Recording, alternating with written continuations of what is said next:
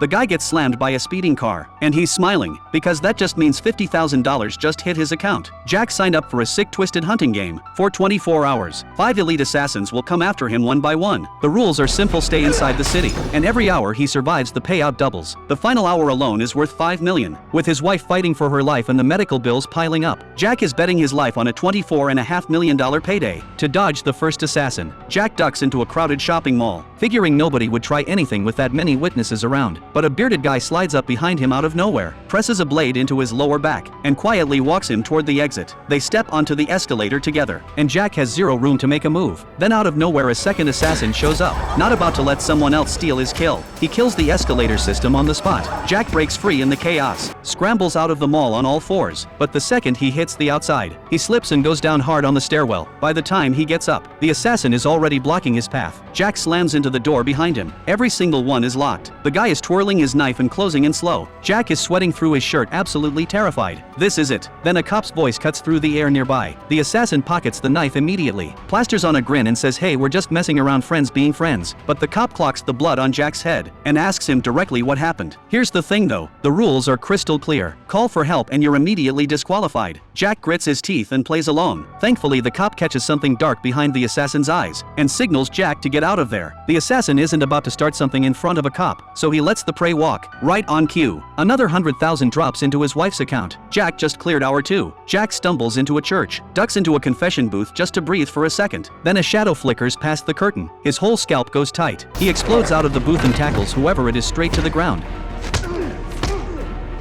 Then the priest comes running over yelling, and Jack realizes he just body slammed a regular churchgoer. He lets go, completely falling apart, and ends up spilling everything to the priest. The priest listens with this warm, sympathetic look on his face, tells Jack to go rest in the back courtyard. But the second Jack turns around, the priest swings a hammer straight at the back of his skull. Jack tilts his head just in time on pure instinct, and that's when it hits him. This kind gentle man of God is one of the assassins.